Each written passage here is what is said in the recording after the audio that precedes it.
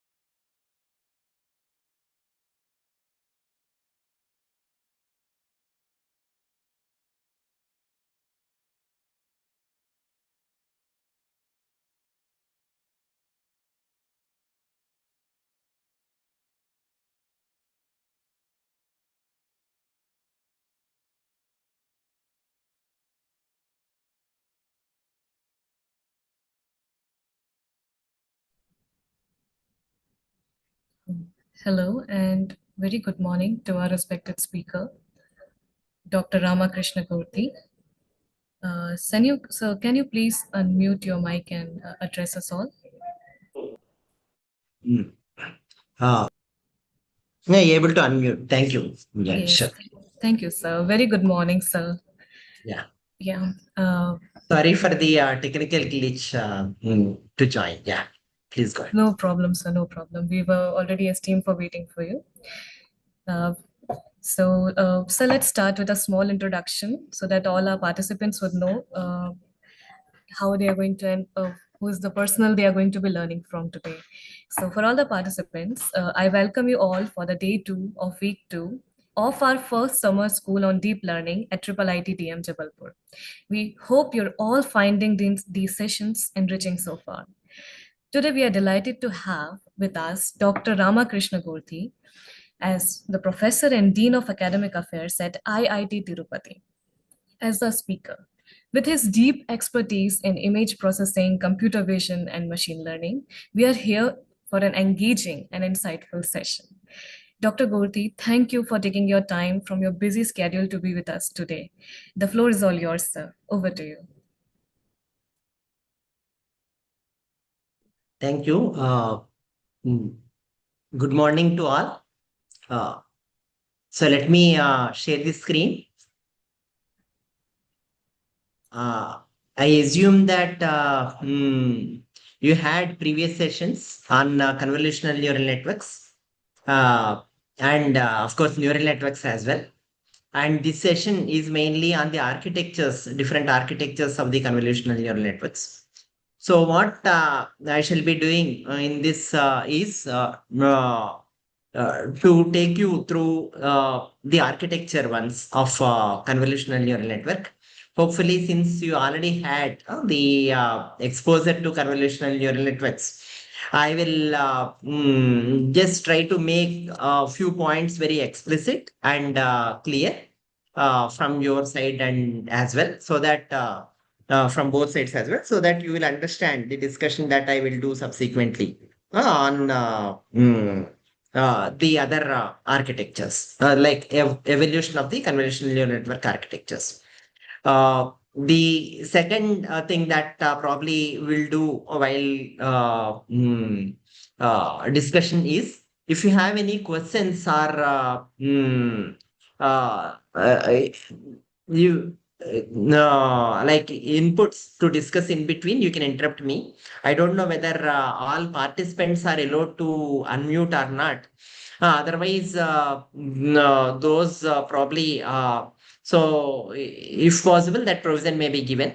So I may be asking some couple of questions in between just to make sure that you understand the very important aspects of these convolutional neural networks, so that they leads to the better understanding of the subsequent discussions of almost all topics. Uh, so before I start, of course, I give a very brief of IIT Tirupati, where I come from. So at IIT Tirupati, we have it is established in 2017, and we have 5 departments, including civil and chemical, electrical, mechanical engineering, and computer science. Each department has close to 15 to 20 faculty. And in addition to that, we do have non-engineering departments, that are science departments, physics, chemistry, and maths. In electrical department, we have different research groups working. Computer vision and machine learning and medical imaging group, which works on somewhat related to AI and machine learning and signal processing. The other groups are power and control, wireless communication networks, RF and microwave, and electronic devices. Also, we do offer the master's program, MS by research here. Those who complete BTech and write GATE and qualify reasonably in GATE can apply. And PhD, of course, in all streams, including electrical engineering in all areas. And Tech in signal processing, communication, and machine learning. These are the PG programs, and of course, we have BTech, as I mentioned.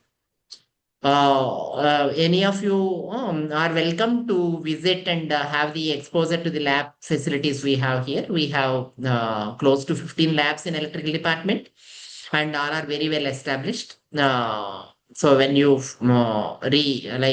visit around this place, you are welcome.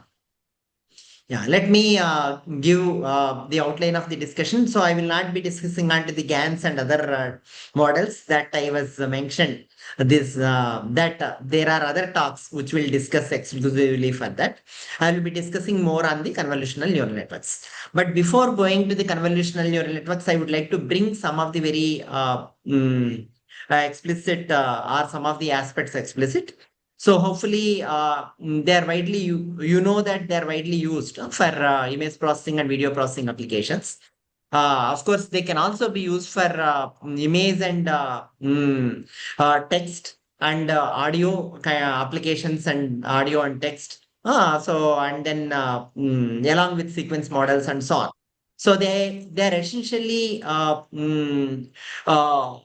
they kind of a learning algorithm that is used with one-dimensional or two-dimensional or multi-dimensional data.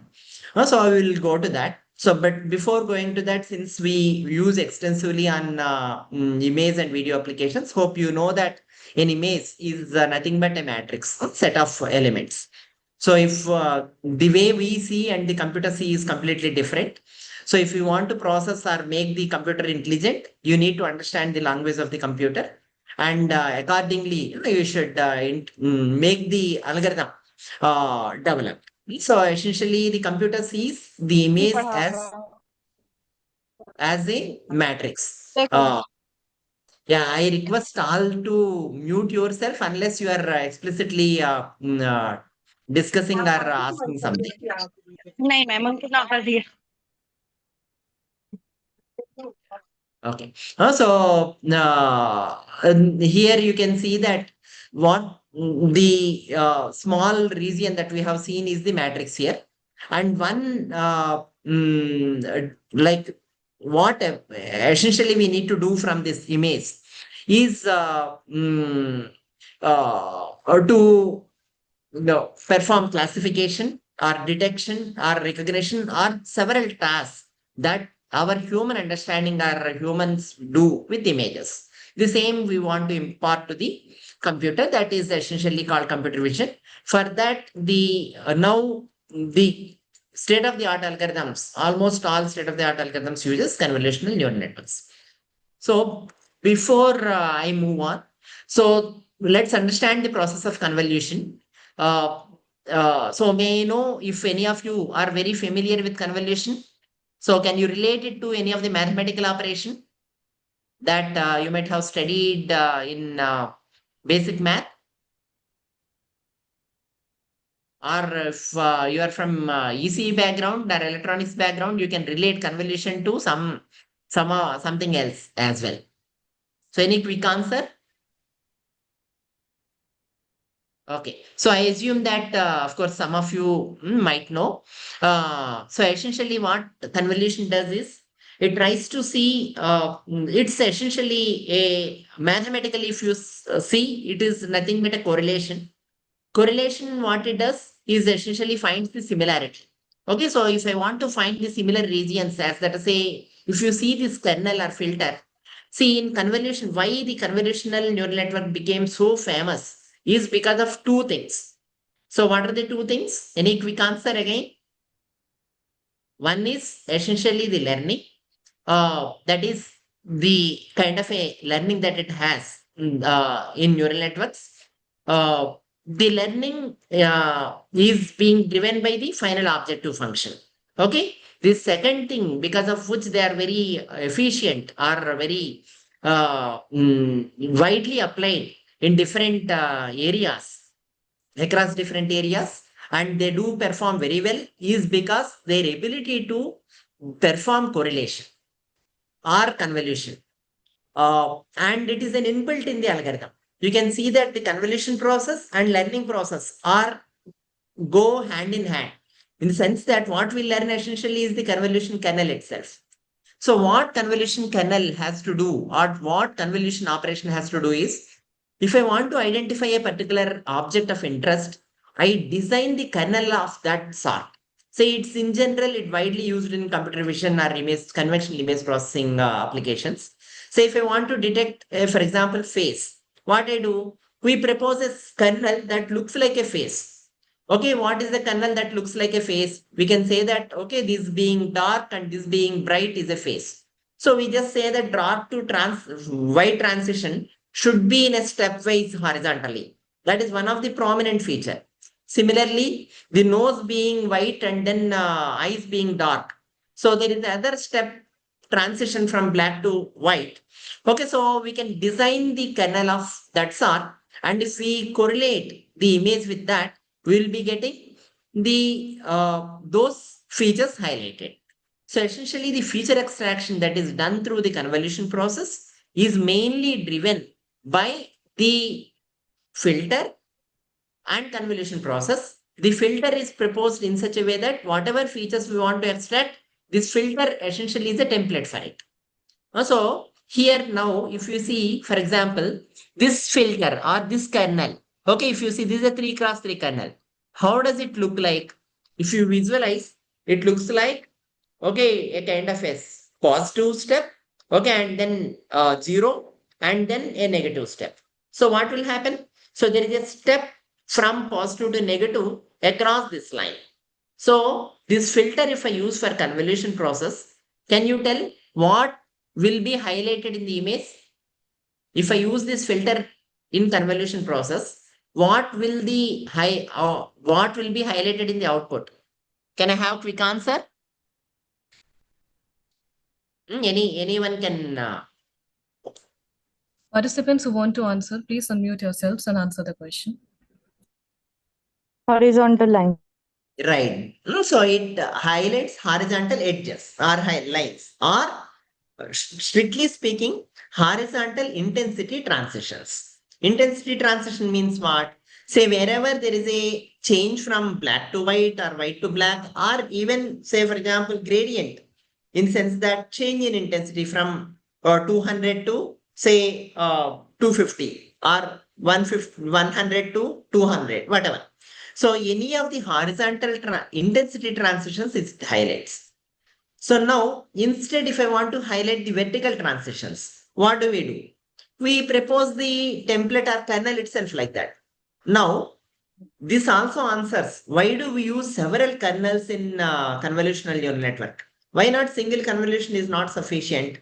The reason is we want to extract different set of features. So while performing the learning, so what kind of features do we want? Usually the image is described by say one set of features that that describes the image are edges. Okay, so that is the object boundaries. So edges usually are kind of a boundary for object because we assume that the objects are of uniform transition. Okay, so the second thing that will be of interest is say corners. Why corners? Because the corner point has the advantage that say if you find a corner point, it can be uniquely identified across different images as well. And they can say, for example, if you want to specifically describe an object, usually corners and the edges will highly distinguish an object from the other object, or help us to find out the similarity of this object with other objects. Okay, so for all such reasons, we need different filters or different kernels. The only change compared to the convolution process that we do in image processing or computer vision versus what we do in convolutional neural networks is these convolutional kernels are not fixed a priori. We will learn them on the fly. Okay, so we will learn them through the network, through the final cost function. Okay, so I hope all of you are aware of the convolution process. So we have a filter or the kernel here. And now what we do, see correlation means what? Directly we place the filter here on the top of it. Convolution means what? We flip the filter and place it here. In fact, this is already flipped. That's why it is looking like this. Original filter is W11 will look like this. That's what you can assume. This is positive and this is positive. Or this is positive and this is, yeah. This is positive. We flip the kernel. Okay, that means flip the filter. Flip the means flip row and column wise and place it at this location, and then element wise product is what we find out. And that output, what we have is called the convolution response. Okay, at this location. Like that, we do at each location. Why do we do at each location? The answer is the features we want to extract at all locations. That's like one thing. Even if there is an object of interest, we want to identify by template matching. Okay, if this is the template, okay, it has to be looked at all locations to highlight that region. So you can see the example that I was mentioning, the filters for detecting the face. Okay, you can see that these kind of filters, these are usually known as HAR filters in computer vision, and it's a celebrated work for face detection. So the current, why the discussion of all this would help to understand the current state of the art is all developments. If you see, they are essentially, of course, there are few things that are gathered, that are taken from the machine learning, like machine learning literature.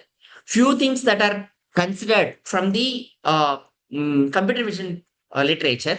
Both are very effectively used in the evolution of these convolutional neural networks.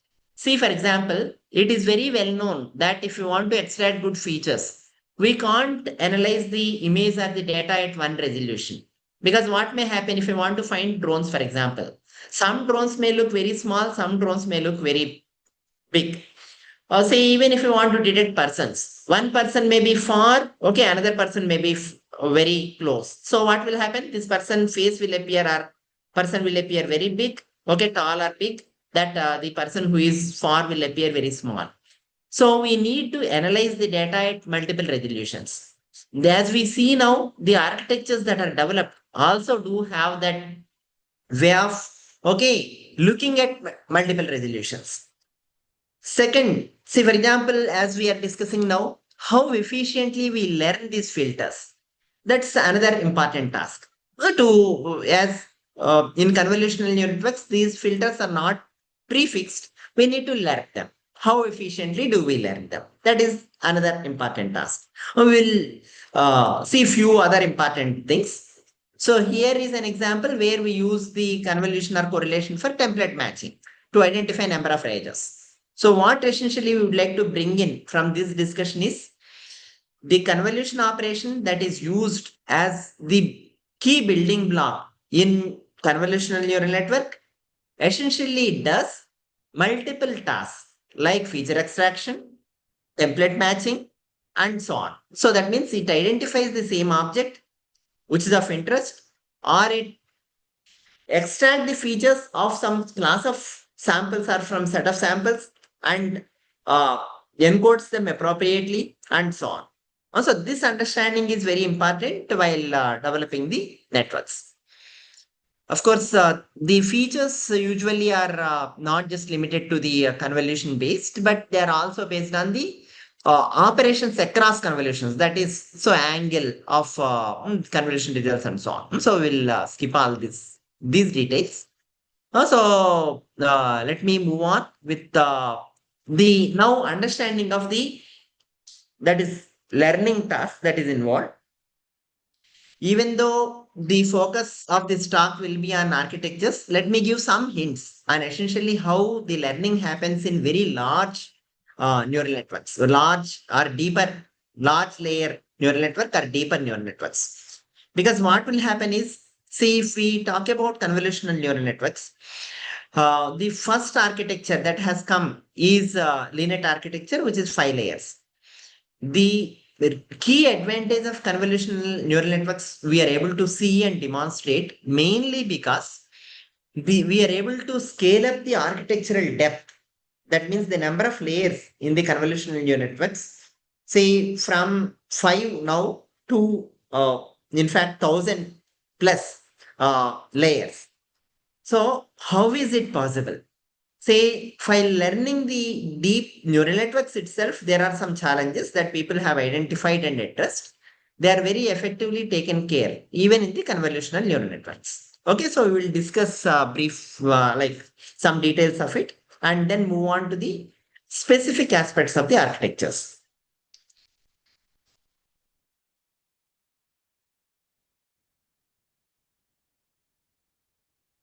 One thing that you might have already heard is compared to the conventional classification methods, learning methods, the difference in convolutional neural network is it doesn't do pre-processing, feature extraction, classification separately. All three can be driven by the objective function that we have. That means all three essentially can be very effectively done through a single architecture through the final objective function. And hence, there is no need to explicitly extract the features. However, in different applications, okay, people do use different features as input, okay, for enhancing the working of them. Say, for example, in speech, if they want to apply convolutional neural network for speech, they can directly give a raw speech in one dimension, or they can take the spectrogram and give it for the enhancement of the speech or whatever, the higher level subsequent tasks. Similarly, for images, they can give the original image itself as the input or the difference of RGB channels, okay, or any other features. For example, in satellite image processing, they can give NDVA indexes, so NDVA or GNDVA or different. Say IR image usually can also be given for different applications, like night applications and so on. So not necessary that the input image has to be always RGB or the input data has to be in its original form. But however, the convolutional neural networks has the capability to process the data from the raw data as well. Now let's have some details of the neural networks, especially what I will be doing here is I will be discussing on when we move from one or two layer network to say 10 layer network, 20 layer network. So how exactly the learning happens? And that is the point of discussion now. Of course, you may be well aware that neuron has this kind of a model where you have weighted sum of all inputs with bias decides the output. And a single neuron can only do a linear decision boundary. And when you want to perform nonlinear addition, you have nonlinear addition boundary or non-linearly separable samples. If you would like to classify, then what we do is essentially we need network of neurons, not just single neuron. As you can see here, this neuron puts this decision boundary, this neuron puts another decision boundary.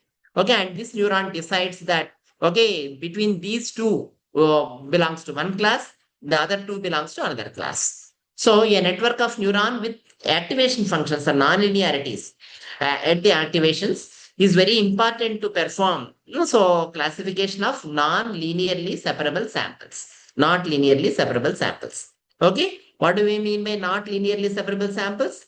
These two samples and these two are not linearly separable. You can't just separate them by a single straight line. Okay, that's the essentially the idea. Now, when you want to learn the neural networks, so what hopefully in the previous class, the back propagation is discussed, I hope, right? So, was it discussed using chain rule or how was it discussed? Any just quick inputs on it? Is the back propagation discussed? Yes, sir, using chain rule. Yeah, using chain rule. Very good. Okay. So let me do one thing. Before I yeah. Uh, okay. So before I move on, so let me give a little bit of relation between the chain rule and the way we usually process at a higher level the gradients. See, the problem or when we apply chain rule, what we do. So if we want to write the weight update at a particular, why do we need first of all weight update here? Or say, what are the learning parameters if in a neural network? Can I get quick answer of for what are all the learning parameters in neural network? Weights and biases. Weights and bias. Very good. And what is the principle with which we update the weights? Back propagation. No. Okay, back propagation fine. Even say a single in a single iteration. If you want to update the weight, what do we do? Optimization. No, in a Old single. weight minus learning rate times of the gradient. Yeah. So what essentially say the gradient descent, right? We take the say if you want to update the gradient. The weight. What do? We see the with respect to the cost function. How is it? How the cost is? Just a minute. Let me open in another. That will make enable me to write.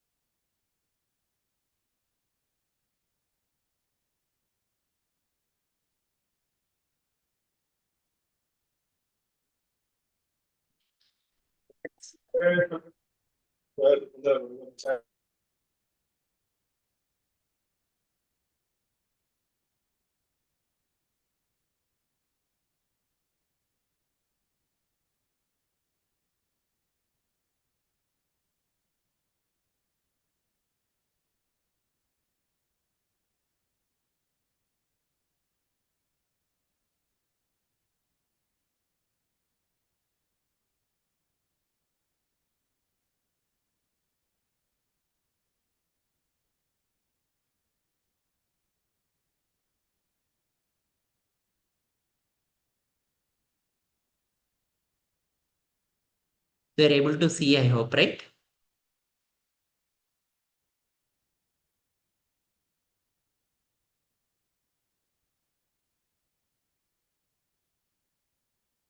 We are seeing the PPT. Yeah, right. So you're able to see here. Uh, you're able to see the previous PPT only. Yes, the Yes, previous sir. PPT. So I have drawn a something here. Are you able to see that? No, sir, it is not No. Okay. visible. Just I'm just stop sharing and sharing. So you're able to see now. Yes, sir, we are. Yeah, It sure. is Very good. visible. Okay. Also fine.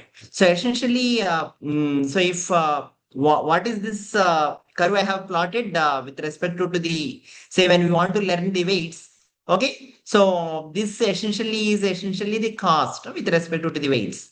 That means cost function we call. And what we want to do is we want to see that the cost we reach the minimum cost with respect to that particular weight element, right? And if we are at this location or at any particular initialization where we are W naught, so what we do, we see the gradient at this location and move in the opposite direction to the gradient, right? So, and then say essentially the gradient, if you see, this is the gradient direction. So we move in this direction now. So that's what we do. And then after moving here, we reach here. So essentially this is the updated weight. And again, we continue this process. This is called gradient descent, right? So this is the principle with which we learn the weights, each of the weights in the neural networks. So essentially, the weight update. Uh,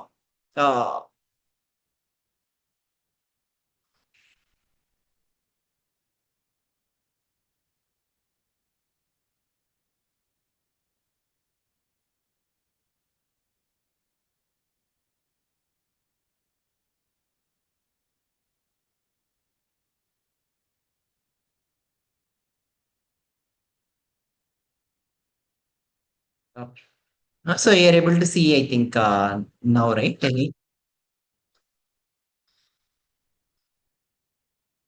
Okay, fine. So essentially, weight update happens based on the gradient descent. So now, say in feed forward neural network, what we do essentially is we want if assume that we want to update these weights, these set of weights. We have the error at this location. Okay, so and then we see that the contribution of this error, okay, for each of these weight elements.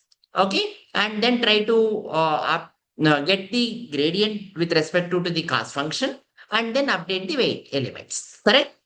So now assume that the network has say two more layers, say 10 layers. Then what we should do? We should write this chain rule for how does this error get back propagated from here to here. Okay. So J is what we have here. Essentially, J, if you see, is function of what? You're able to see what I'm writing, I hope, right? Yes, sir. Yeah, fine. So J is function of what? The weight elements in the, say, for example, the pre-final layer, if we consider it as one. Okay, and then also function of what? Say the weight elements of the subsequent this layer, another layer before. Okay, and then in again function of what? So if you see like that, what will happen? So it will be function of all weight elements, right? So it will go on, and if I put dot in between, okay, you can have even up to 10 layers or whatever number of layers. Okay, and then of course double into X, that is input. Okay, plus and then bias. Okay, and of course you will have bias at each location and all those things, and close brackets at each all those things. Okay, so I'm just hopefully this is understood at the high level that the cost function when I see here at this at the output, this is function of all weight elements. Now, if I want to do update of this delta, say for example here, if I want to find delta W10, okay. So what we should do, we should see that the gradients gets back propagated for a lot number of layers. So when we want to do that, what can be the possible problems? Any one quick problem that you already may know, you will be able to tell? Say when I want to back propagate the gradient, okay, till W10, and then want to update the say W10 weights. Okay, so essentially the matrix of W10, all weights together, okay, or any one weight of that layer, as previous instant at W10, okay, minus of course eta times, right? So eta times dose A by dou W10. So gradient of that delta W10 means gradient at W10. So if you want to do that, so what may be the difficulty? Any quick answer? Vanishing gradient. Uh, Vanishing gradient. yeah. So why does that vanishing Sir, vanishing gradients come? gradient. Yeah. Why does vanishing gradients come into the picture? What is the reason Due for to vanishing activation gradients? functions. Yeah. So one reason for the vanishing gradients is if we take the activation function, which is sigmoid, okay, then the range of sigmoid is only 0 to 1. Okay, and then at each layer, f dash comes into the picture. So if we see what will happen is, so usually for understanding the back propagation in deep neural networks, it is better to like put the uh, um, put these things in the matrix and vector form, and see the back propagation in matrix and vector form.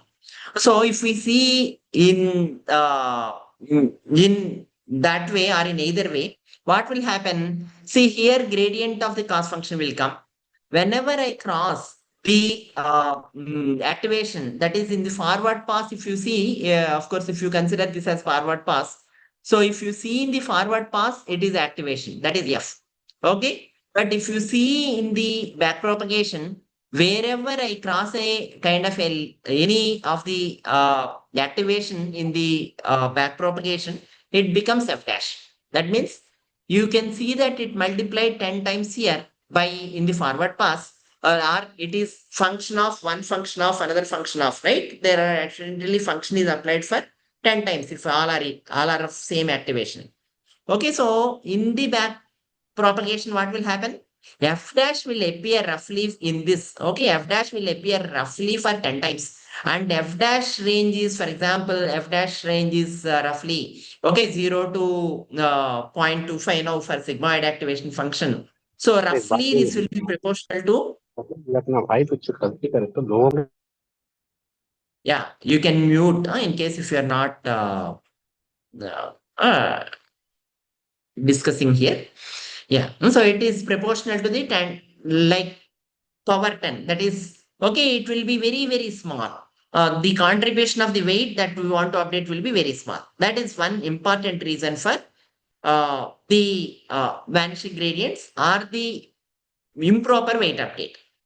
In general, there are other things that we need to take care, especially we want to increase the number of layers for very good propagation of the back propagation of the gradients. Essentially, the key objective, either in neural networks or in convolutional neural networks that we will bring in, is to how essentially the gradient that we have here, that is the effect of cost or error in cost, how does this can be very well taken to update each of the weight elements. So how effectively will we be able to do it? That's the main objective.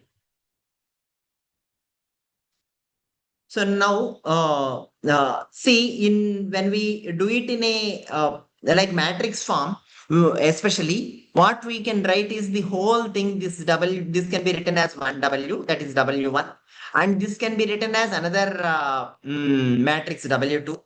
Then what will happen is essentially if we see, and this is of course F dash comes into the picture, or F comes into the picture in forward pass, F dash in backward pass.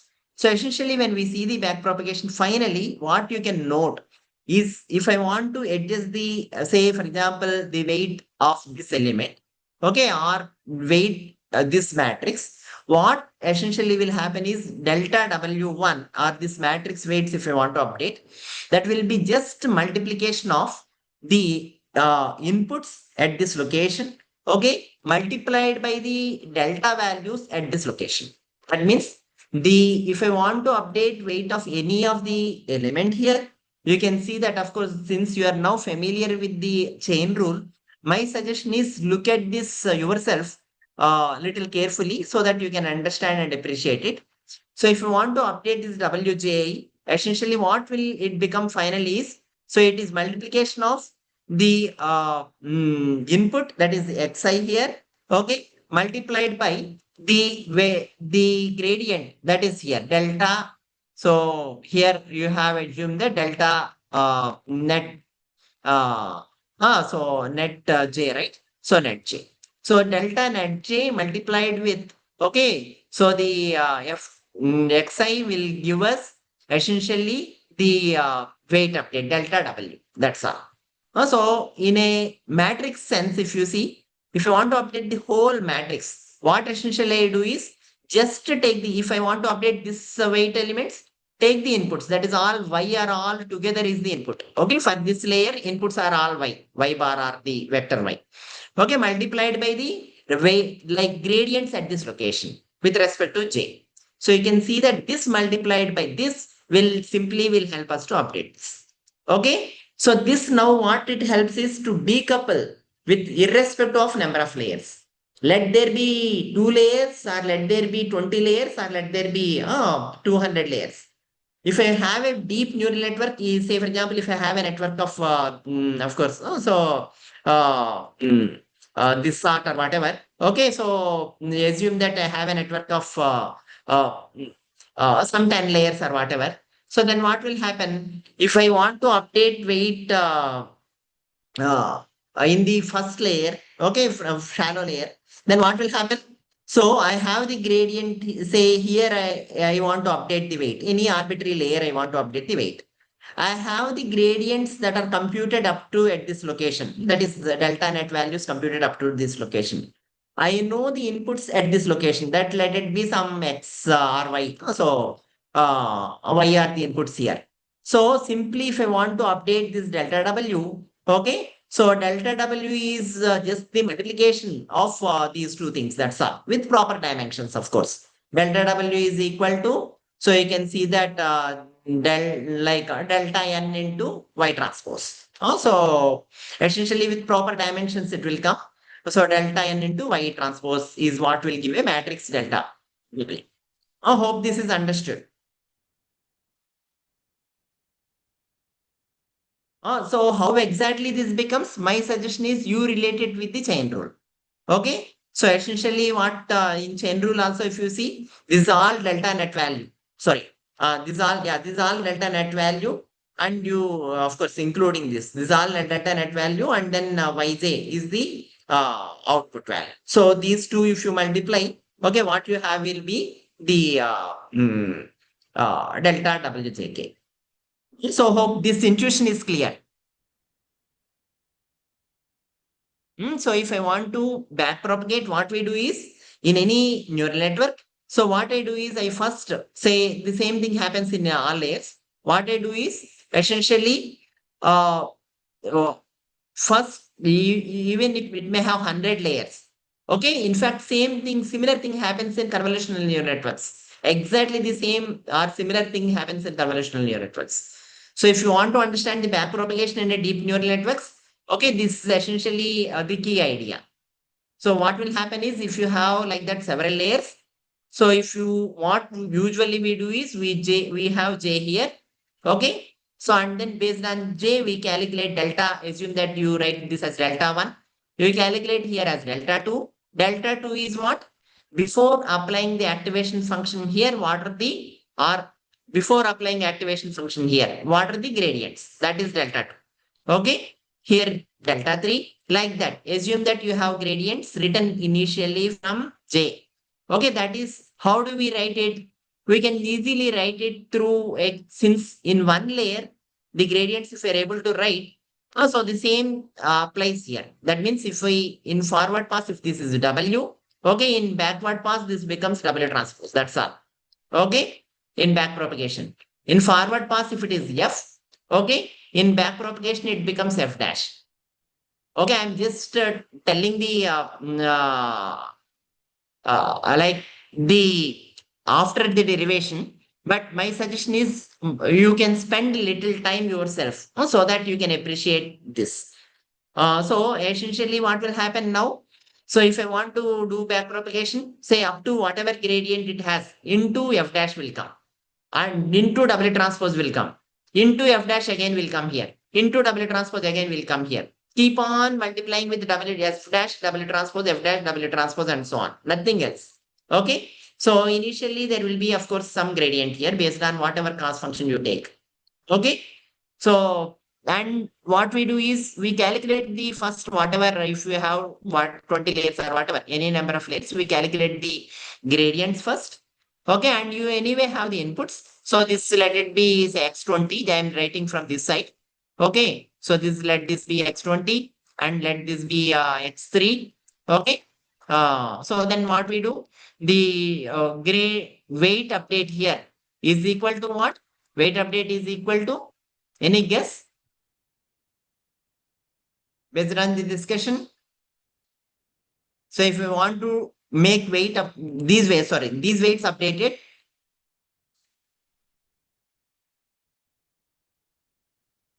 What will be X3 the to X20 transpose. what is that? Can you please tell? X3 into X20 transpose. Sorry, it won't be like that. See, there is X19. We should have a layer to layer only we can go. So if I want these specific weights, that is weights at say W19, if I want to update. Okay. So then let me write this also X19. Then I will request you to tell. Yeah. So W, if you assume that this is X19, so instead of X20. And then W19 is what I want to update. Then can you tell? These are W19 are the weights at 19th layer from the class function or from the last layer. Okay. So if W19, if I want to update, then multiplication of what and what?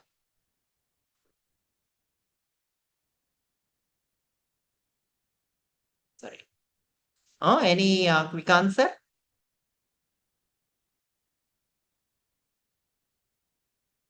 This is delta 19. Okay. And yeah, let's retain this as delta 20 only, x20 only. So this is x20 only. Okay. And then this W19 will be delta 19 into X20 transpose. That's all. That's all. That's all. Yeah. So essentially, if I want to write delta W19, okay, so this is essentially will be equal to the multiplication of uh, the delta 19, that is the gradients up to this location. How do I get delta 19? I need to back propagate, but only matrix wise back propagation means just multiplication of this into this. That's all. And then this into this again, W transpose, whatever W it is there, this into this. Yeah. Is it understood? Sir, we will have to write delta W for 18 weights, na? Yes, Before yes, we this. have to write. We have to Then we write will get all delta 19. correct, correct. Then only we can Okay. get. No, so Okay, sir. any delta, if you want general expression delta at any nth layer, if you want to write, okay, it will be equal to product of all those deltas.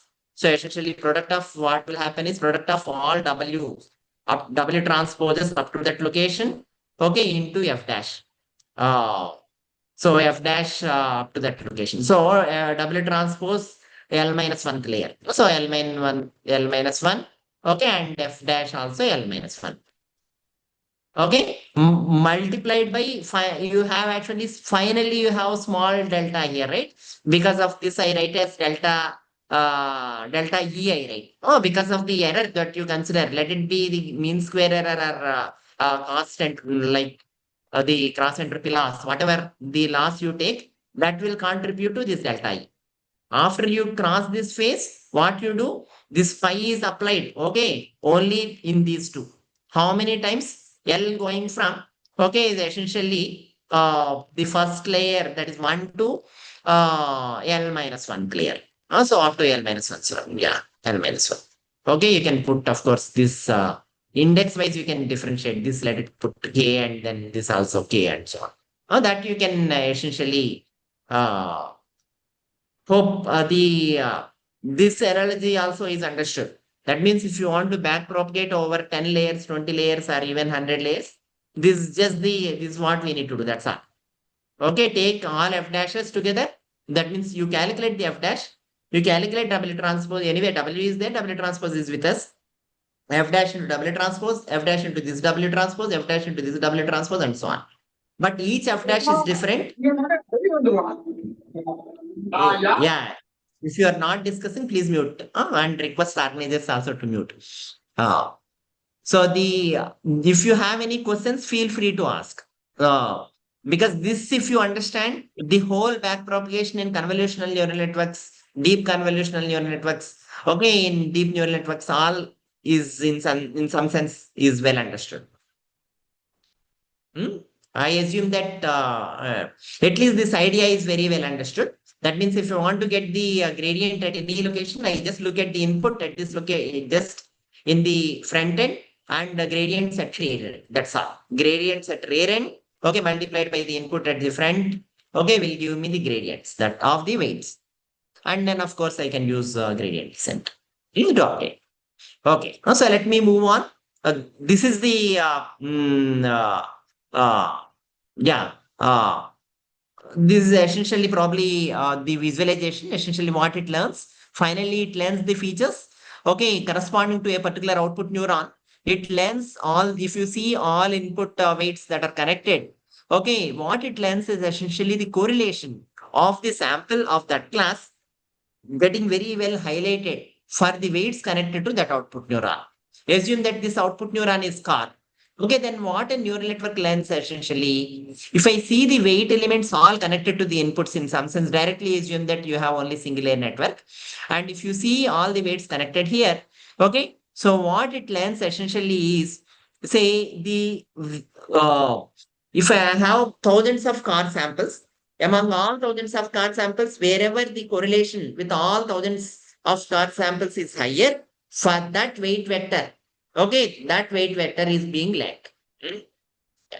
So essentially, this is the same idea that we have discussed. If you have multiple layers, then then a sigmoid activation function is obviously not a good choice because the gradient vanishes. And what's the good alternative? What is the good alternative Relu. for activation function? ReLU. And even better alternatives, Variations of leaky ReLU. ReLU. Yeah, variants of ReLU with non-zero even in these. Yeah. So the limitations of neural networks, hope you're aware. Uh, because see, it is not invariant to any of the shift and rotations. The reason is the key difference between neural networks and convolutional neural networks is we need to give the data in one dimension there. So that brings the whole the spatial information to be lost, or even whatever the original dimension information to be lost. Okay, so essentially this is the analogy that we find at the layer to layer different features and we assimilate them very well in a convolutional neural network. So the architecture wise, hopefully it is discussed and you are aware. So you have mainly two key building blocks of convolutional neural networks. What are they? What are the key layers? Convolution layer and subsampling layer. Convolution layer is used for feature extraction. Subsampling layer is used for shift and distortion invariance because you are pooling the information together and putting as a single value. Of course, this will also help to compactly represent the information. So the other advantage of convolutional neural networks is it extracts different set of features. Okay, so That because you have, yeah. subsampling layer is similar to pooling layer. Yeah, correct. So the same layer is called either subsampling or pooling layer. Different kind of pooling or subsampling can be used. Some Oh, use like based on the importance or the objective we have. So either max pooling, average pooling, or any other pooling can be used. So here is the again convolution operation bringing the features, okay, in the convolution layer. Please make a note. Few things that are important to understand and use convolutional neural networks are, say, calculating the dimensions of the dimensions of the feature maps from layer to layer as well. That means if we already tell that this is F cross F, for example, okay, and then this is W cross H cross W, then the output dimension will be how much? Any quick answer? The output dimension will be, if this is F cross F and this is H cross W, the output feature map dimension will be how much? Usually, if we do not do any padding, the dimension will be H minus F plus 1. Okay, the reason, as you can see here, we do not do like we don't want to get it affected by the boundary effects. So given that what we do, we start from the say where this whole kernel, okay, is completely embedded. Okay, from there we start. Okay, and then we again end it where it doesn't like completely embeds at the other end. Yeah, request to mute. So, and then what will happen because of that, this, say, the H minus F plus 1 will be the dimension. That means your H minus F by 2 is here, by 2 is here, but you have this and this included. So it is plus 1. H minus F plus 1. Similarly, W minus F plus 1. Okay. So this is example of 1D convolution, averaging here. And this is 3D to 2D convolution. So where you can see that because once you have in convolutional neural network, if you apply three kernels or 5 kernels, in the subsequent layer, you will have multiple kernels. And from multiple kernels, you need to get again multiple kernels. How do we get? By a 3D to 2D convolution operation. So what is 3D to 2D convolution? Essentially, you have actually instead of weighted sum of only these, okay, what we are doing, we are taking weighted sum of all these, say, 4 cross 3 cross 3 together. Okay, so for 4 cross 4 cross 3. And then weighted sum of all this will give a one value here. Like that, what we do again, convolution operation, since it is convolution operation, we will move it here into around another location. And that value will give a output here. So like that, we bring in from 3D map to a 2D map. Okay. So, and then if we need more Sir, 2D maps, Yeah. Sir, is the map and the channel same? Like last class we were talking about No, no, three no. channel. Yeah, correct. Map and channel are same. Correct. So essentially the kernel is weights are same. Okay. And maps and channels are same. Yeah. Yes. So they can be called as feature maps or channels, number of channels. Okay. So if you take here 3 channels to essentially if I want 6 channels, for example, what I do, first channel is actually will be brought considering even a single output is brought considering all neurons, okay, of the 3 channels. Okay. But if I want to have the output here, since it is locally uh, mm, weighted sum, okay, in convolution, you take these things and get an output here. Fine. And this is 2D to 2D convolution. My suggestion is those who are not very familiar with convolution, you should know the convolution process very well. Because when you want to design the architectures especially, so it will greatly help both in terms of designing the kernel and in terms of understanding the feature maps at the output and what is expected and so on. And here is 2D to 2D convolution output. So 3D to 2D convolution also gives input as 3D and output as 2D only. Okay, 3D to 3D convolution is also done in some of the applications wherein people do essentially depth extraction kind of scenarios, wherein they bring in a convolution kernel in 3D and this convolution kernel also move across depth direction to give the features in this direction or feature maps in this direction. So the feature map dimension, like each output will be W cross L cross H. Okay, like that you may have different channels. Okay, different feature maps. That's essentially 3D to 3D convolution. And here is the illustration of the sampling layer as of course same as the pooling layer. So where you pool the information in the surrounding and give one output value. Similar is the case even here. Okay, so essentially, the usually max pooling is used for the benefit that I want to gather the important information in the neighborhood. Okay, usually the output is also considered as I mentioned. If you understand or relate with correlation, correlation will be high wherever essentially I have higher a match of the kernel with respect to the input. Okay, so higher the response means the similarity is higher between the template or the filter and the input. Okay, so the high similarity regions are of importance to us for several tasks like if you want to classify, detect, and so on. No, that means match. A template matching is essentially imitated by convolution operation here, since it gives the similarity index of a different neurons. The highest similarity index you can consider as the max pooled output at this location. Okay. So this is essential, of course, with the linear architecture. So far we have discussed, and this is in fact the first architecture that is well developed and used for digit recognition and subsequently for other image processing tasks. You can see here when we want to bring in multiple channels to multiple channels or multiple layers to another multiple layers, what we do is we bring a set of layers together with set of kernels, that is 3D to 3D convolution will give me a 2D map here. Okay, like that I do it for 12 times. So you should be familiar with these aspects. Of course, here the mathematics are introduced. So probably in the interest of time, I will very briefly discuss the aspects of back propagation here.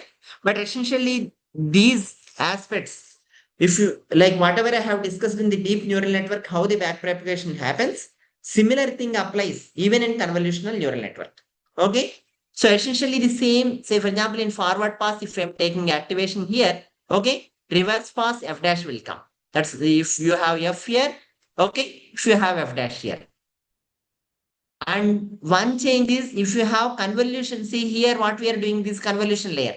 So I have a convolution operation here in the forward pass. In the backward propagation or back propagation, it becomes correlation operation. That's only the difference. Here it is convolution, this becomes correlation. That's all. Okay, and then instead of weight transpose, previously you have weight elements in the forward multiplied with the weight matrix. That means, yeah, can you please mute? Yeah.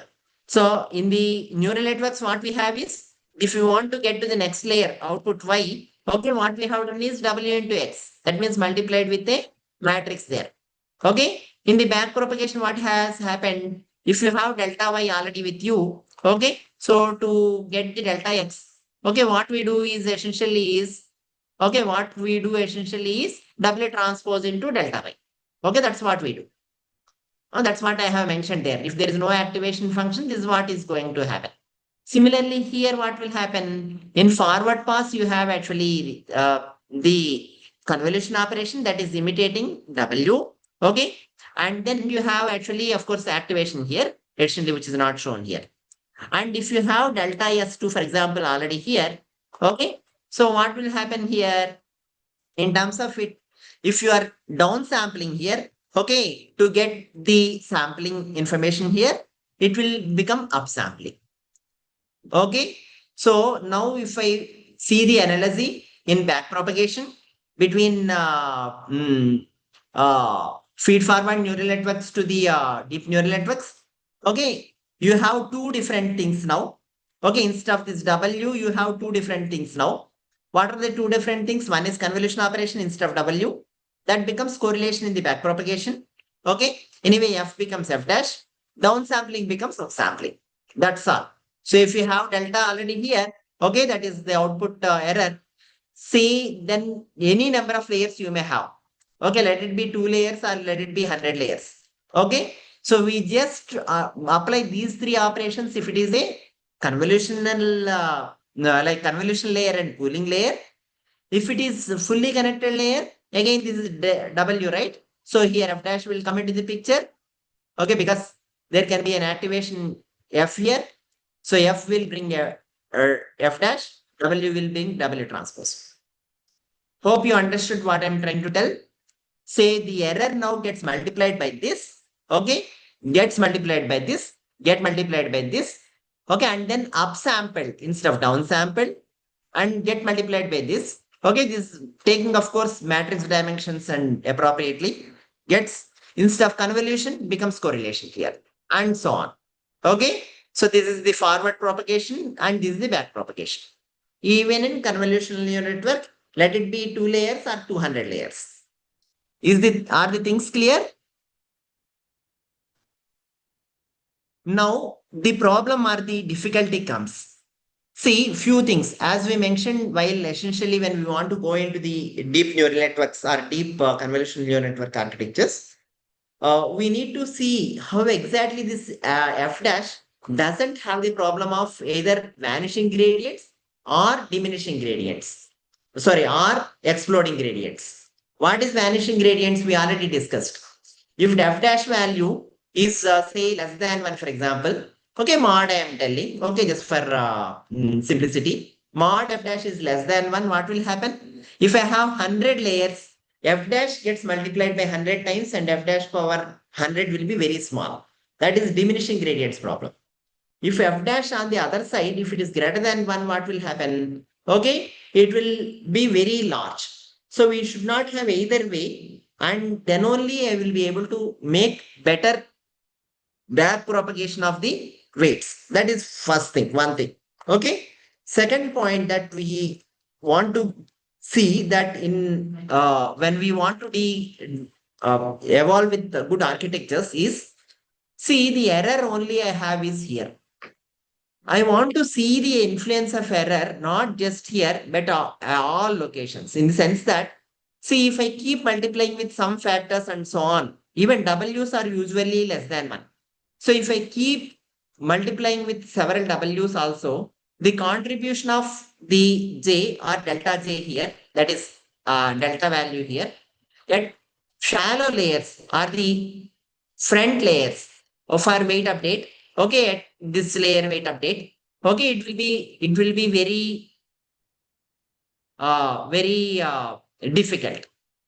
The reason is it will gets multiplied by W for several times. So if I want to do now weight update means all kernel update, of course. So the kernel updates, if I want to do now, delta K, if I want to do it now. Okay. So it's already gets multiplied by several delta Ks, Ws, F dash, all those things. So what will happen? This will be very small.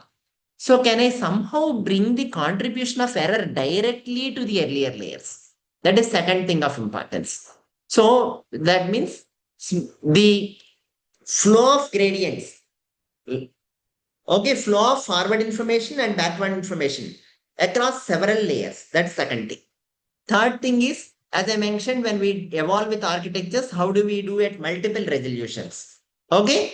And fourth thing is, how do we do it computationally efficiently? Okay. So computational efficiency. Okay. And then the essentially the uh, better flow of gradients. Okay. And then how do we do multiple resolutions? So these are all the important factors when we develop the architectures, multiple resolutions. Of course, you can make a note detailedly. And then here it is computational efficiency. Okay. And then the flow of gradients, good flow of gradients. Okay. So hope these are the key aspects of developing architectures of flow of gradients. Okay, deltas. Also, these are the key things that with which the architectures are being developed. So hopefully the architecture wise you are familiar. You might already also might have seen the backpropagation in convolutional neural networks or neural networks. So I am not discussing the key like the whole details. The key aspects that we will leverage for deep neural networks is only being highlighted now. Okay, as you can see here, if I have an error, this is the error. Okay, O minus T is error here, right? So this is what I have been calling it as delta. Okay, this is what F dash. Okay, you can see O minus 1 minus O is F dash for whom? Oh, F minus 1 minus F is F dash for the sigmoid activation function. Okay. The double transpose in our notation, in my notation, so far I am discussing, forward pass is W. Okay. You can see that the now if I want to go to the reach to the next convolution layer, upsample, exactly like opposite. So you convolution to sampling, you do down sample. Here you do upsample. You cross the activation, you do F dash. Okay. So here is F, here is down sampling. Okay. So what we do in backpropagation is upsampling here. Okay. And then here F dash. That's all. So exactly opposite thing in opposite order also. Okay, first upsampling followed by multiplication here in this direction. Okay, and then here convolution operation, as I mentioned, becomes correlation. Okay, so that's only the backpropagation difference. Here the number of channels, all these will sum up and give one channel here. Okay, here in backpropagation, what will happen? All these sum up and give correlation with correlation one delta here. Okay, so this is in delta. Through correlation. So all these contribute because all these are there in forward pass. That means each of the feature map or the channel here has the contribution of all of them. So what will happen? All errors together will give the what should be the update for each of them.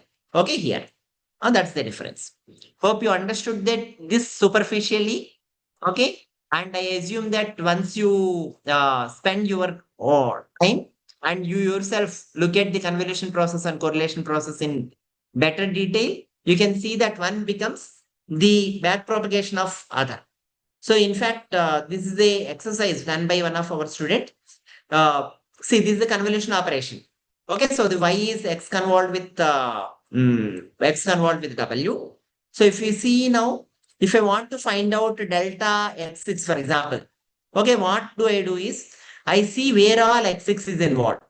Okay, so in the forward pass, that means x6 is involved here, okay, and as well as here, right? So now if I want to do back propagation, I see, assume that delta y is with me. So now x6, if I want to find w5 into delta of y1, okay, and then w6 into delta of y2, w8 into delta of y3, okay, and w9 into delta of y4. That will give me the back propagation. Okay, you can see here the x6 weight update. It will have 4 terms. Okay, what are the 4 terms? It is essentially w5 into delta y1. Okay, and then and so on, w9 into delta y4. Okay, so now these all set of equations give me the back propagation. Together can be written as just convolution operation. That's all. Okay, so you can do this exercise yourself to have a better idea. But essentially, the idea is you can have any number of layers. The forward propagation of convolution becomes back propagation of correlation. Okay, so for me, here it is for the inputs. Here it is for the gradients. Okay, now so I am moving on with the details. So this is essentially the uh, see, in 2010, I think you might have already been discussed.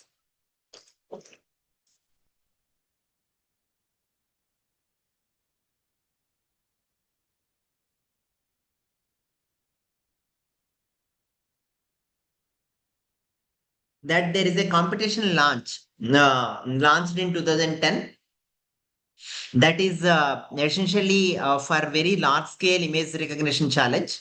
So this is in fact the in largest scale so far that is launched till that time, and I hope even for now. So this they have put a 1.5 million images for training, spanning across 1,000 classes, and these 1,000 class samples span say different objects. In fact, among cats you might have 10 cats. Okay, among dogs you may have many classes of dogs, and so on, cars and so on. So 1,000 class and 1.5 million images are given for like the challenge are used in the large scale image recognition challenge. So what the objective of it is to see to develop the classification algorithms. Okay, then what we noticed is that so far the best architecture in 2010. Okay, if you see essentially applying a kind of a computer vision methods for classification, along with that bringing the neural network architecture. Okay, so that's referred to as shallow architecture, because that will neural networks. If you bring in too many layers, it will not be able to learn much. Okay, or it saturates after certain number of layers. So what the accuracy that we see on that large data set is close to 70%. This is the error. Okay, error is 28% or accuracy is 70%. Now, subsequently, what people have noticed is, see, starting from the first architecture that we have discussed so far, okay, is LeNet 5 architecture that is having 5 layers.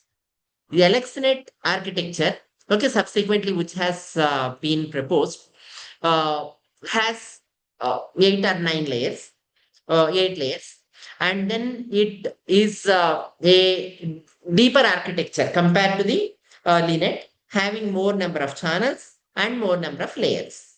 And people wanted to learn it for image classification task. The cost function people widely use for image classification is cross entropy loss.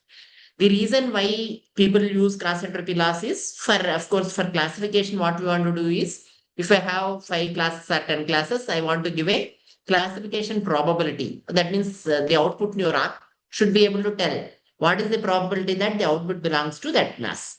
So since I want to map it with the probability or probability density function of all possible outputs, okay, or probability distribution function of all possible outputs, we call this as a uh, mm, it's a PDF or probability distribution function.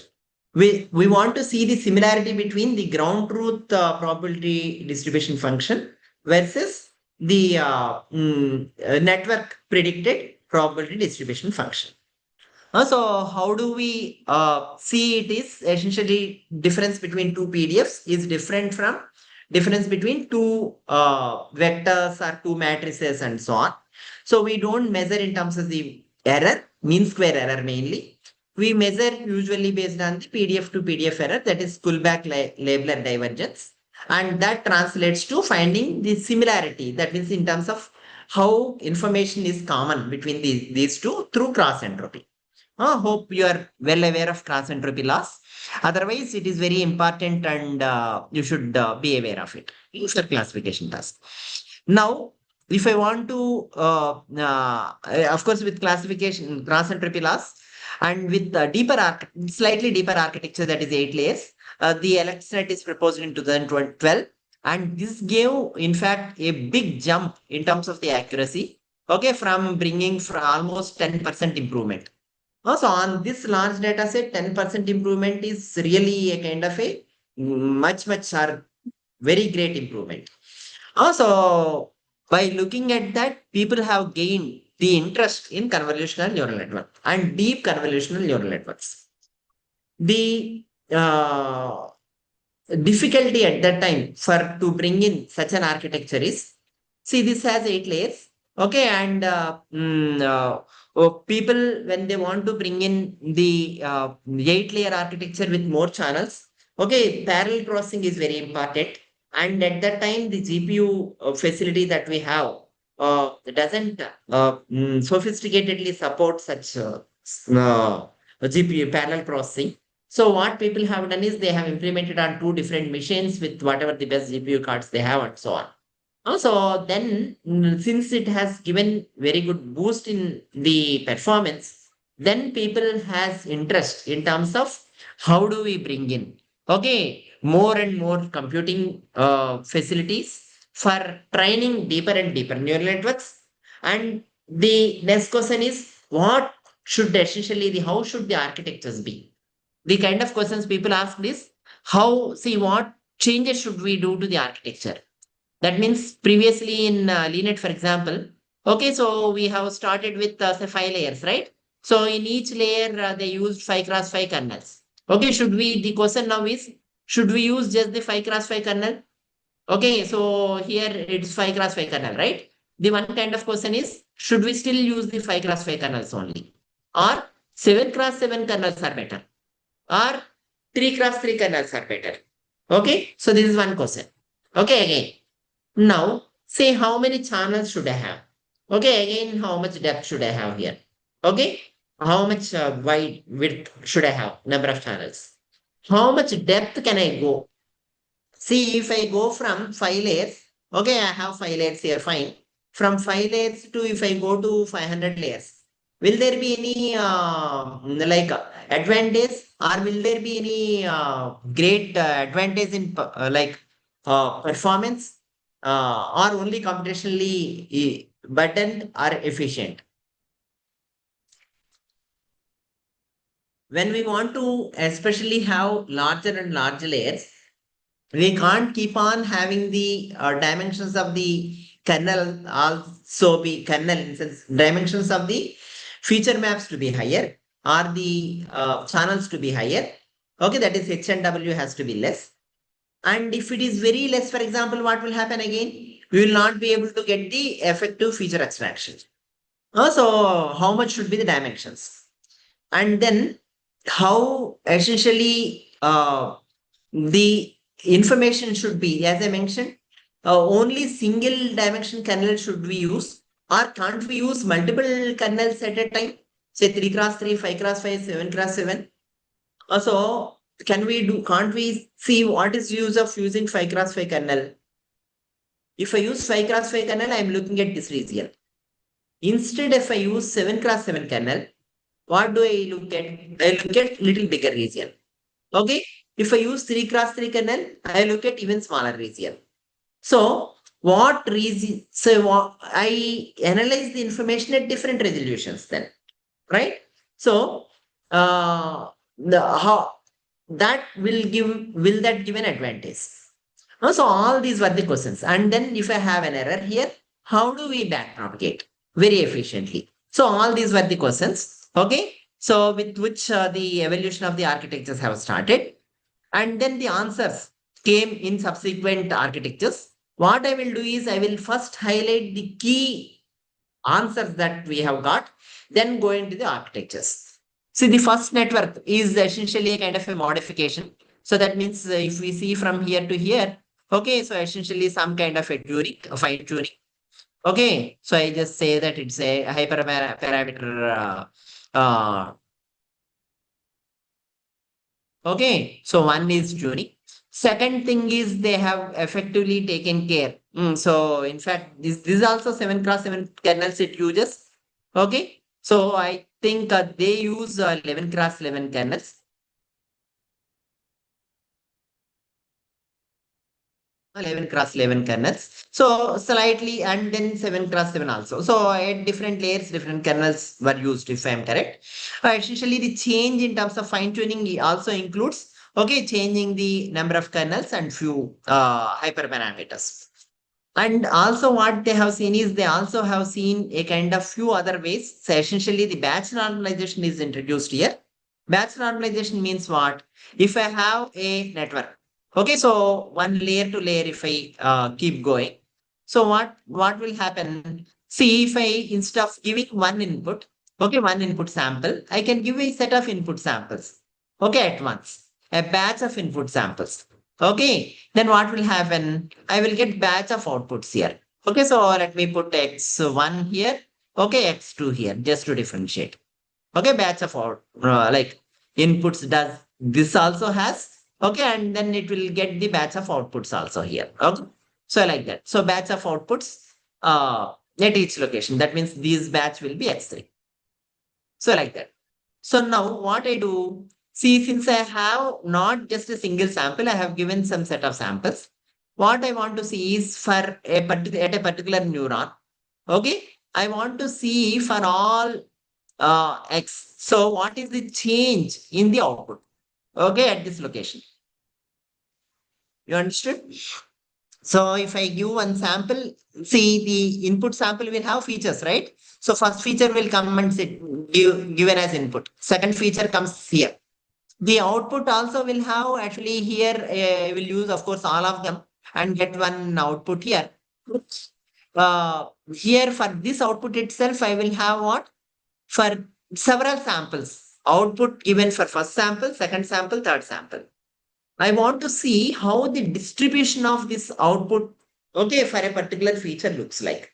That means, will this distribution looks like, okay, a normal distribution with some mean and variance? Even though it doesn't look at normal distribution, we don't mind. We model it as a normal distribution, okay, with some mean and variance. And then what we want to do is, we want to normalize at each layer this normal distribution to unit normal distribution. Okay, why are we doing that? Why are we doing that is essentially, see, each layer, if the outputs vary for each sample, say one sample may be -2, another sample may be -1, another sample may be +3, and so on. If the outputs are like this, then these outputs already are of varied nature. Then if I give input to the next layer, outputs still vary, -10, -8, 8, 20, like that. So we don't want the outputs to be diverged, especially when we use ReLU kind of activation functions. Okay, and then they keep going in whatever range, okay, at each layer. We want to see that the outputs at every layer, okay, they may be, say, n2, 4. Okay, but still what I do, I readjust them.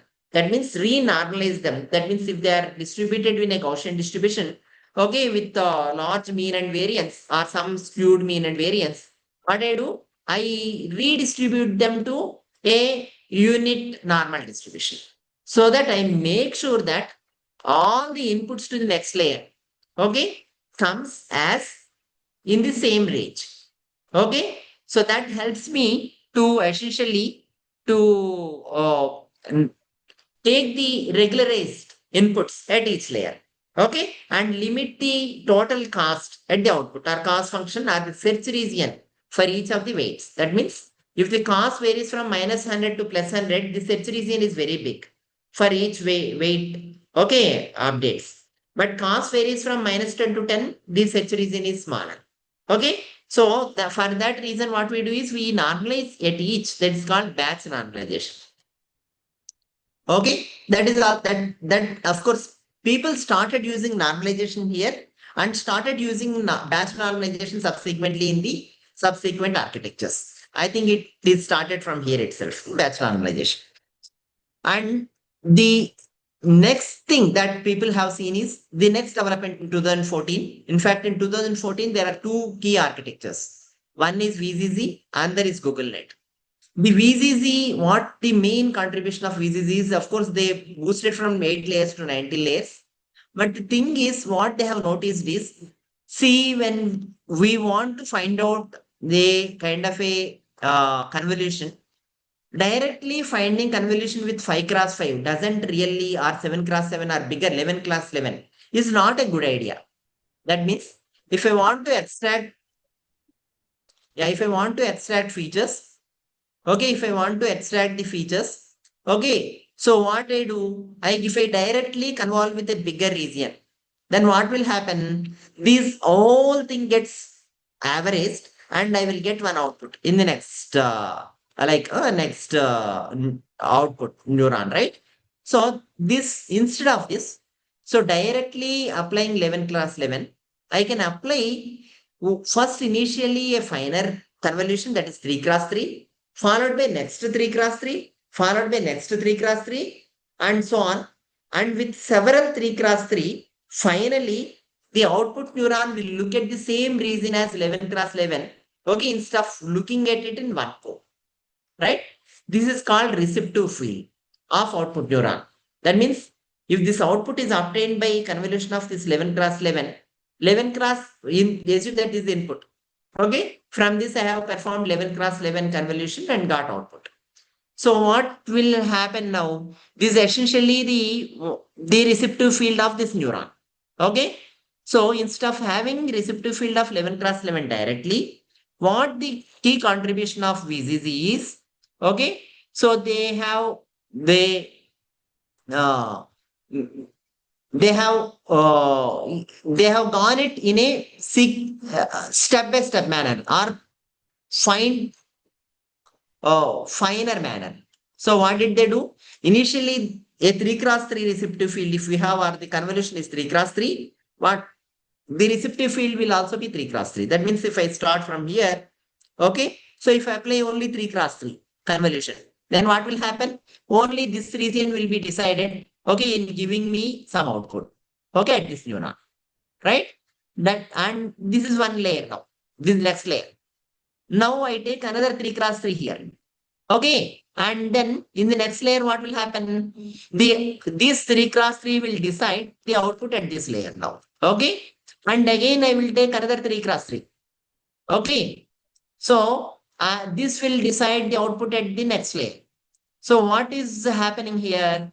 So instead of looking, see, if I see at this layer, for example, this looks at 3 cross 3. Since I have 3 cross 3 here, overall receptive field at this looks at is, the center pixel is looking at 3 cross 3 only. But this pixel looks at another 3 cross 3. So totally it looks at 5 cross 5. That means if I see this whole 3 cross 3, it looks at 5 cross 5. If I see now whole 5 cross 5, it looks at 7 cross 7. Okay. So now instead of having 7 cross 7 like in ZFnet, okay, or the LXNet, what people have done is they started from the 3 cross 3 convolution, that is receptive, smaller receptive field, and gradually they bring the bigger receptive field. Okay, with this, what will happen? If you see, the number of operations will reduce greatly. Another thing that is very important to understand in convolutional neural network is how do we calculate the number of operations?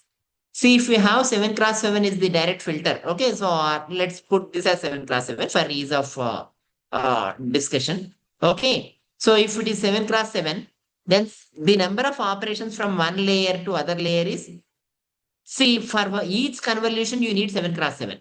Okay, to get one output. And like that, you have H cross W locations, roughly. Okay, you assume that they are roughly H cross W locations. Okay, so you need total operations is equal to the 7 cross 7 into W cross H. Okay, this is the total number of operations. Okay, so now with all these operations, you will be able to get the next layer. Now, if you see here with 3 cross 3, what will happen? Number of operations, if you see, 3 cross 3 is only the kernel size. So 3 cross 3 at each for each output. And then how many such things? H cross W. Okay, H cross W. And one more thing that we, of course, we need to bring in or forgot to bring in here is number of channels. Assume that you have C channels here and C channels again. Then what will happen?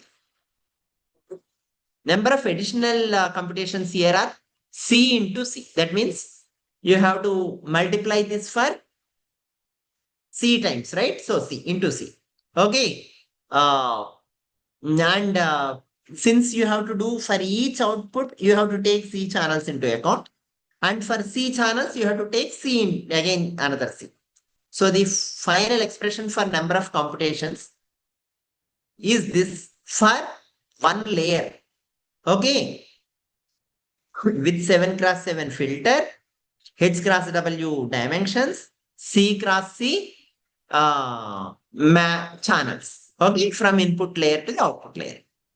Now here what will happen? Same thing will happen. H cross W into C cross 3. Okay, C cross 3. But this gives only one layer, right? But if I want to get 7 cross 7 receptive field, what should I do? I have to have one layer, second layer, and third layer. 3 layers. So into 3.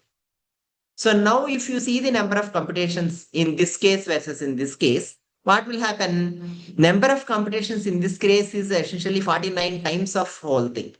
Okay. Here it is 27 times of this whole thing. So which is very less computational. In fact, half the computations compared to this case.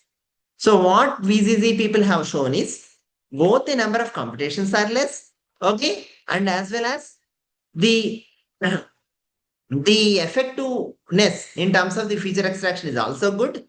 If you do whole network with 3 cross 3 filters only or 3 cross 3 kernels only. That is the main contribution of this VGG network.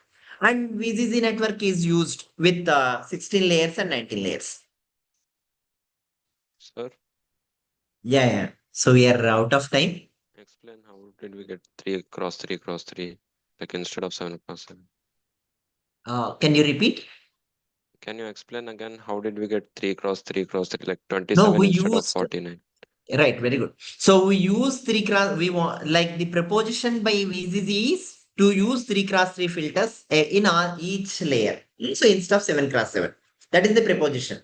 What I'm discussing here is the number of computations, if you see, okay, in 7 cross 7 versus 3 cross 3, number of computations are lesser here compared to this. That's what I'm discussing. Why these are, so how the number of computations are arrived? That's what you're asking. Yes, sir. Yeah. So the number of computations means if I want to get one output here, what will happen? Kernel will have 7 cross 7. So the number of multiplications or additions, if I see, okay, it is 7 cross 7, 49, right? For one output here. Correct? Yes, sir. To get another output, I need to move this kernel. To get another output, I need to move this kernel. Like that, how many times I should move? H cross W times I have to move, roughly, close to. Right? So that's where this H cross W has come. But to already if there are C channels, I do this operation of convolution not just in one channel but in all channels. That is into C will come. Right? And that gives me only one channel at the output. If I want to get C channels again in the output, for each channel here, I have to do all 7 cross 7 cross W cross H cross C operations. Like that C types. That's where the last C will come. And this is same either 7 cross 7 or 3 cross 3. Why the third one has come here is because I want to have the receptive field after computations exactly same as 7 cross 7. From here, if I see this 3 cross 3. Okay, receptive field. Receptive field means how much this neuron looks at. Okay. And now this if I see 3 cross 3, if I see center one looks at 3 cross 3, but told to the whole together if I 5 cross 5. Yeah. Please mute. Yeah, please mute. So if this looks at 5 cross 5 and this looks at 5 cross 5 looks at 7 cross 7. So to have the same receptive field, another 3 gets multiplied. That means this number of operations I have to do not at one layer, but at 3 layers, right? That's why this 3. So if I see this 3, 3, 3 multiplied 3 times, essentially 27, this is 49. Is this clear? Yes. Yeah, fine, good. So the next architecture that has given very good advantage in terms of the in fact, the convolutional neural networks exposure or the exploration is the Google Net architecture. What it does is the key idea is why should we do convolution only with 3 cross 3 kernel? Can't we do with multiple resolutions? The answer is yes. We can have 3 cross 3 kernel resolution, 5 cross 5, 7 cross 7, and pool or concatenate all the information together to go to the next layer. But the thing is, if we do like that, okay, what will happen? The computational complexity will be very high. Okay, so if the computational complexity is very high, the problem is what? We will not be able to develop deeper neural networks or, okay, different architectures. What they have done is, if you have, say, here H cross W cross, say, for example, if you have here H cross W cross C. Okay, so first they have introduced something called 1 cross 1 convolutions. What this 1 cross 1 convolution does is, see if I have C channels, right? The first channel, okay, channel 1 into weight, say this is 1 cross 1 convolution is like a weight vector. Okay, so you have actually say W1. If you want to bring in again C channels here, output W1 to WC you will have here. Okay, so then what I do, first channel let me put as X. Okay, X capital I. So X I superint Xi. This is the first, like I is denoting the channel index. Okay, I goes from here is equal to 1 to C. Okay, that's what is here. 1 to C it goes. Right? So now what will happen? The output now I get is 1 cross 1 convolution means what? Just multiplying at each in a channel, multiplying at each location with this weight. That's all, nothing else. Okay. If I multiply at each location with the same weight, what will happen? W1 into Xi. That means the first channel. Right? Plus, okay, since it is a output is a output I get by using the multiple channels here. To get each output, I have to use all channels. W1 into X1, okay, W2 into, okay, X2, and so on. What I do here? I do essentially for all channels. So I have actually these WC weight elements will be used. X. But this gives rise to what? This whole output gives rise to only one channel now. One channel output here. Okay. So if I write this as Y1, to get Y2, what should I do now? To get another channel in the output. Okay, what I do? I repeat the same with another W, another set of Ws. This whole set you can consider one. You will have actually another set of Ws. Okay, with W2, and you just multiply with again X1, X2, and so on, feature maps. Okay, and get the output. Right. So like this, what I'm doing, this is called 1 cross 1 convolution.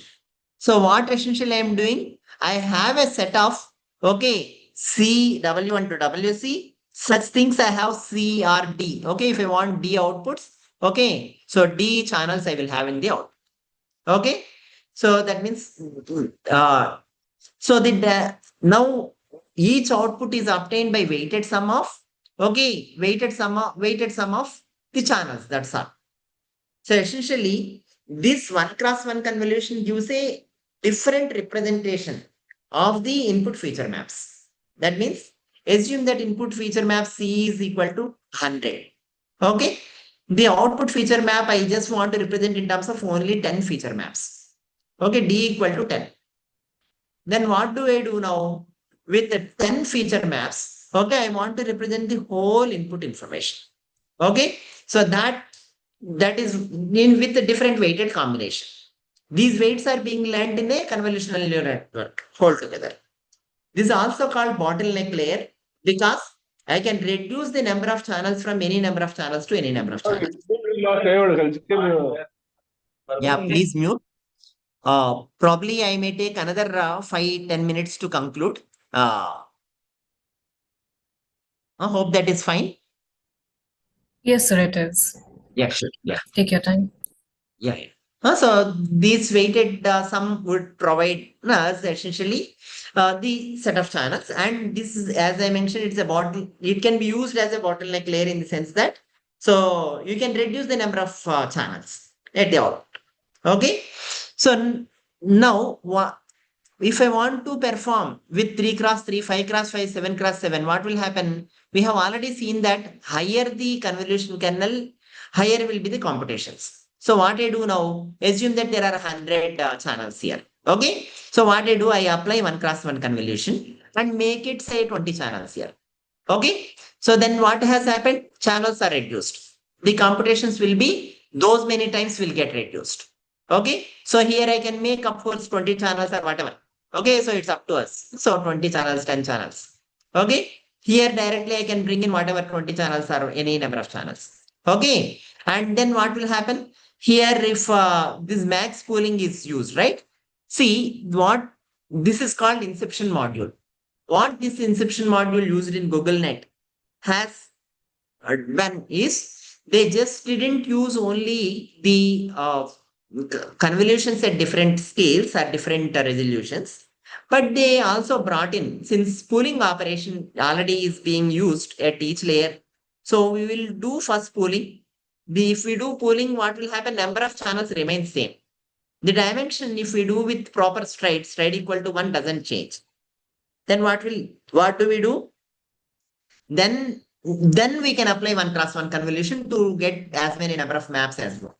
Okay. So now if I have totally, if I concatenate or stack each of them, this will be equal, this is 80 channels. Okay. If you want exactly the same number of input channels, then I bring in one of them to be, okay, the higher or some of them to be higher.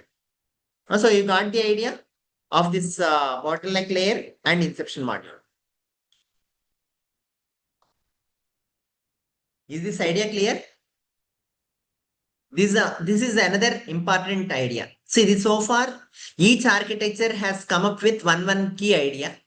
The key idea in VGG is using smaller convolution kernels, okay, and smaller receptive fields to gradually go to the bigger receptive fields, okay, and have lesser number of computations by that. The key idea of this bottleneck layer, okay, or the first bottleneck layer is to perform one cross one convolutions. Okay, 1x1 convolutions are essentially for bottleneck layer. You can use them any place. Wherever you want to reduce the number of channels, use bottleneck layers. Okay, and then inception module is you pool different resolutions through bottleneck layers appropriately to reduce the dimensions as well as the features at multiple scales. Okay, hope this is clear. And this is Google Net architecture. These are from the Professor Fifi Lee slides. So where, of course, they do have explained very well on the architecture evolution. One more thing that these people have done is, instead of back propagating only at the final layer, they have back propagated the information even at the intermediate layers. This also helps because the another thing that I have mentioned is, if when we increase the number of layers, how this error gets back propagated properly at the shallow like input layers is very important. For weight update to do, should have proper weight error representation to come and hint this. Okay, so this helps for that. So this is one of the very well-known celebrated architecture. In fact, at that time, this is one of the great architecture which has reduced the dimensions almost by several million parameters. In fact, I think 12 million parameters is LXNet, and this comes with 5 million parameters. So it's even efficient than LXNet, but much more, both computationally and performance-wise. The next breakthrough in architecture development is bringing skip connections or residual networks. See, as I mentioned, the other problem is, see, so far the focus has been on the feature extraction front in till GoogleNet. Then what people have done, say, assume that if I want to bring in 150 layer network, okay, or if I want to bring in a 1500 layer network, will the accuracy keep on increasing? Answer is no. It will, after some time, it saturates, in fact, decreases also. So then what will happen? What people have noticed is, why is this? Because it's mostly the weights updates here. So if I see delta W's here, they're almost equal to 0. They're 0 only. That means what a whole operation I'm doing is becoming useless. Then what people have done is, see, if I want to have a weight update here, okay, that means if I want to have the error properly getting updated at different locations, okay, I should have the flow also, forward flow also, okay, in going in a from the input to the output also in a very smooth manner, or exactly without decay. So that is called skip connection. That means, see, whatever is the input, why don't we already give it to the output and learn only the residual information that is needed to get the total output? Say, if the total output is g of x, for example, okay, if I want to get the g of x, why should we learn g of x directly? I already have x, right? Okay, let us learn only f of x, which is g of x minus x. Okay, that is residual. That is g of x, that is the output expected, okay, minus x. That's only let us learn. When we learn only the output minus, say, g of x minus x, what we are learning is essentially the residual. Okay. So once we say this residual learning will help essentially for us to learn efficiently in for two reasons. One thing is already learned information. Already learned information is being used. Okay, without like without much of difficulty. Second thing is, we since we are passing the input directly here, any error here that comes in G, okay, or finally that error comes delta, that gets directly back propagated here. That means delta x, if I want to update, okay, this delta x will take some proportion from delta directly. Okay, and then remaining things only I need to essentially the update. You understand? So it helps not just the forward flow, but also the error flow. Because of this, what has happened? People through this skip connection, people could able to make 150 layer, 1000 layer networks, and could see that the error back propagation is very well going, or it reasonably taken care. Okay, and these are called residual networks. This is also very famous and widely used architecture. Hope the idea is clear. Okay, so the last but one thing that I would like to discuss, okay, is on the how do we bring in attention in the convolutional neural networks. See, of course, there are several ways of bringing attention. This is called squeeze and excitation network. This and also called channel attention. See, why attention has come into the picture is, each channel may not have equal importance. Okay. In fact, each spatial information also is not very equally important. That's why we are using max pooling, okay, at a crude level to make sure that we focus on some important things. This channel attention, what it does is, say, essentially what we want to do is, we want to squeeze the whole information, okay, in terms of the global averaging. That means each value here comes from the global average of, okay, all these values. If this channel is of dimension h cross w, okay, each channel is of dimension h cross w, I average all h cross w and get a value here, one value. Okay, so v1 or whatever, one value. Okay, so like that I do for each channel. I will get actually total C channels means C outputs. And here it is like a neural network. Why is this neural network is? I want to see that how much attention should I want to give to each of these channels. That means one channel may be very important, has good information. Another channel may be not that important. Okay, I want to give lesser importance. How do I know is by using a feed forward neural network here. Okay, essentially what it learns is it learns from a land weight, like weight matrices W1 and W2. Okay, how much importance should we give? Okay, to each of these C channels. That's all. See, these are the attention weights after learning. These are the input global averages or the attentions at the beginning. That's all. Input attentions to the output attentions.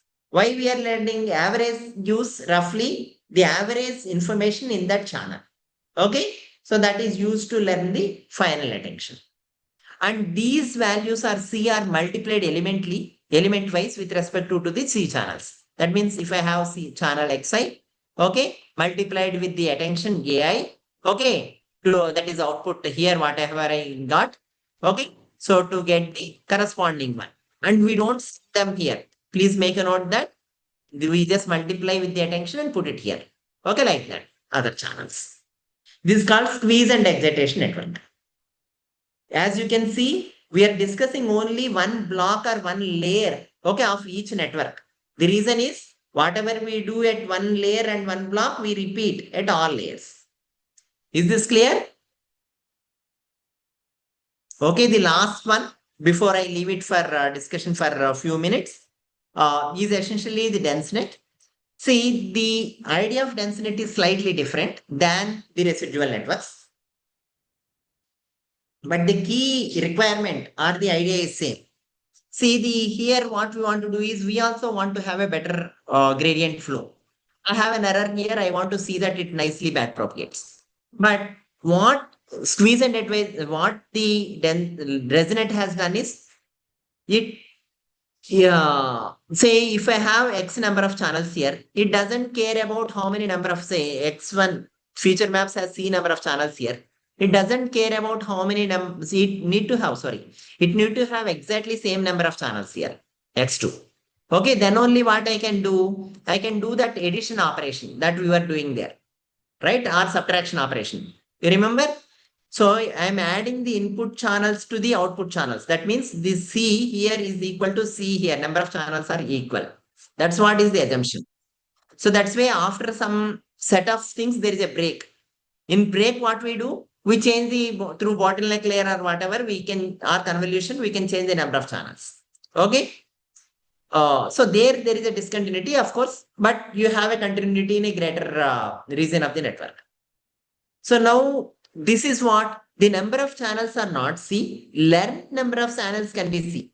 But what we do is we concatenate with other C. That means the number of channels will become 2C. Okay. That means all channels will get concatenated here. Here already 2C channels we have after concatenation. All these get concatenated here. 3C, 4C, finally 5C. 5C channels will be there at the output. See, if I keep on increasing the number of channels like this in by concatenation of number of channels, learning new only set of C channels, what will happen? It will be increased, right? Computational complexity. So what I do, I use here what layer? Bottleneck layer. Okay, we use a bottleneck layer to reduce the number of channels. Again, bring back to C. Okay, after C, again we continue with the second dense block, again to 5C. Okay, again, what will happen? I will bring back to C. Okay, this is dense net. Dense net essentially uses concatenation of the channels, learning exactly the same number of channels that we have at the input. And each dense block, after some set of dense, say these learnings, if we accumulated or stacked number of channels can be higher, 5C or 10C or whatever, 4C, depending upon the depth of the dense block. Then what we do? We apply a bottleneck layer to reduce dimensions and keep moving.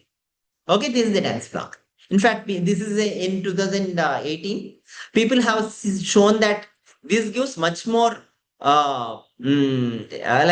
computational advantage as well as accuracy. compared to the event residual networks. Now, in the well-known architectures, people use all combinations of this: dense blocks, residual connections, skip connections, okay, and inception modules. With a lesser number of receptive field or the kernel dimension wherever we want. Okay, more finer details are to be acquired.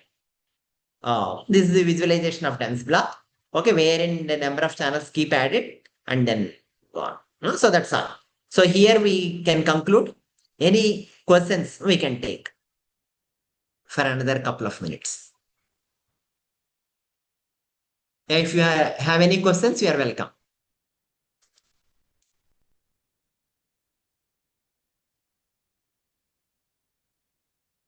No questions?